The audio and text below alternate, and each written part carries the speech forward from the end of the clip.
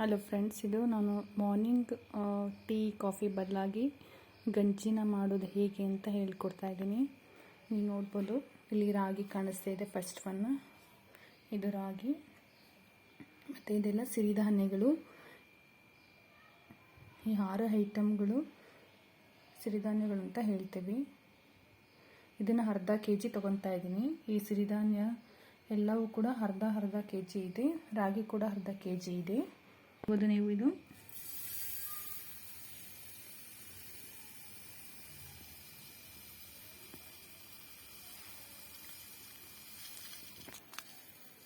ಅರ್ಧ kg ಸಿರಿಧಾನ್ಯ ರಾಗಿಗೆ ನಾನು 100 ಗ್ರಾಮ್ ಚಿಯಾ ಸೀಡ್ ತೊಗೊತಾ ಇದ್ದೀನಿ. ನೋಡ್ತಾ ಇದ್ದೀರಲ್ವ ನೀವು ಗಾಯ್ಸ್, ಇದು ಚಿಯಾ ಸೀಡ್ಸು. ಗಾಯ್ಸ್, ಇದು ಕಾಮ್ ಕಸ್ತೂರಿ ಅಂತ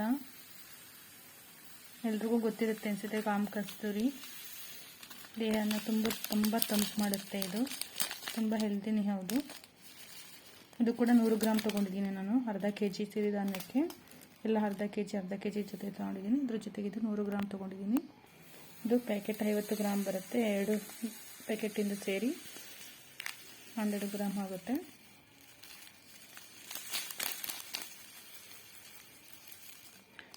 ಇರ್ಬೋದು ಕಾಮ್ ಕಸ್ತೂರಿ.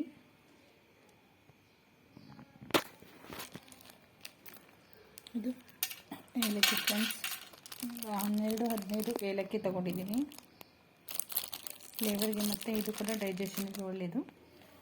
ಇದು ಬಂದು ಫ್ಲಾಕ್ಸ್ ಸೀಡ್, ತುಂಬ ದೇಹಕ್ಕೆ ತಂಪಾಗುತ್ತೆ, ಜೀರ್ಣಶಕ್ತಿಗೂ ಕೂಡ ಒಳ್ಳೆಯದು. ಇದು 1/4 kg ತೊಗೊಂಡಿದ್ದೀನಿ. Flax seed 1/4 kg. ಇದು ಎಲ್ಲ ಥರದ ಅಕ್ಕಿ ಮಿಕ್ಸಿರೋ ಅಂಥದ್ದು, ನೋಡ್ಬೋದು, ಅನ್ನಿಸ್ತಾ ಇದೆಯಾ? ಎಲ್ಲ ಅಕ್ಕಿ ಮಿಕ್ಸ್ ಇದೆ. ಇದು ಏನಕ್ಕೆ ಅಂದರೆ ಆ್ಯಕ್ಚುಲಿ ನೋಡ್ತಾ ಇದ್ದೀರಲ್ವಾ, ಬಾರ್ಲಿ ಇದೆ, ಕುಶೋಲಕ್ಕಿ ಇದೆ, ಕೆಂಪಕ್ಕಿ ಇದೆ, ಮಸೂರ್ ದಾಲ್ ಇದೆ. ಹೀಗೆ ಇದು ಎಲ್ಲ ಅಕ್ಕಿಗಳು ಕೂಡ ದೇಹಕ್ಕೆ ತುಂಬ ತಂಪನ್ನು ನೀಡ್ತವೆ. ನಾನು ಇಲ್ಲಿ ಫ್ಲಾಕ್ಸ್ ಸೀಡು, ಚಿಯಾ ಸೀಡು, ಕಾಮ್ ಕಸ್ತೂರಿ ಮತ್ತು ಎಲ್ಲ ಥರದ ಅಕ್ಕಿಗಳು, ಇವೆಲ್ಲವೂ ಕೂಡ ತಂಪು, ದೇಹಕ್ಕೆ ತಂಪನ್ನು ಕೊಡ್ತವೆ. ಸಿರಿಧಾನ್ಯ ಯೂಶಲಿ ದೇಹಕ್ಕೆ ಹೀಟು, ಹಾಗಾಗಿ ನಾವು ಇದನ್ನು ಡೈರೆಕ್ಟಾಗಿ ತೊಗೊಳಕ್ಕೆ ಆಗಲ್ಲ. ಇದ್ರ ಜೊತೆಗೆ ಇವಾಗ ಬೇಸಿಗೆ ಇರೋದ್ರಿಂದ ನಾನು ಈ ಸಿರಿಧಾನ್ಯ ಜೊತೆಗೆ ಇವೆಲ್ಲವನ್ನು ಕೂಡ ನಾನು ಮಿಕ್ಸ್ ಮಾಡಿ ಹುರಿದ್ಬಿಟ್ಟು ಮಿಕ್ಸ್ ಮಾಡಿ ಮಷಿನ್ಗೆ ಹಾಕಿಸ್ತಾ ಇದ್ದೀನಿ. ಇದು ರಾಜ್ ದಾಲು ಮತ್ತು ಕಾಬುಲ್ ದಾಲ್. ಇದೇನಕ್ಕೆ ಅಂದರೆ ಪ್ರೋಟೀನ್ಗಾಗಿ.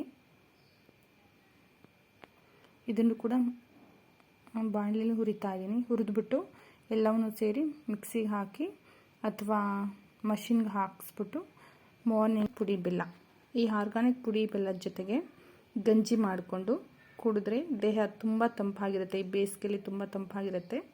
ಹಾಗಾಗಿ ಎಲ್ಲರೂ ಟ್ರೈ ಮಾಡಿ. ಮಷಿನ್ಗೆ ಹಾಕ್ಸ್ಕೊಂಡು ಬಂದಿದ್ದೀನಿ, ನೋಡಿ ಕಾಣ್ತಾ ಇರ್ಬೋದು. ಪೌಡ್ರ್ ಈ ಥರ ಬಂದಿದೆ,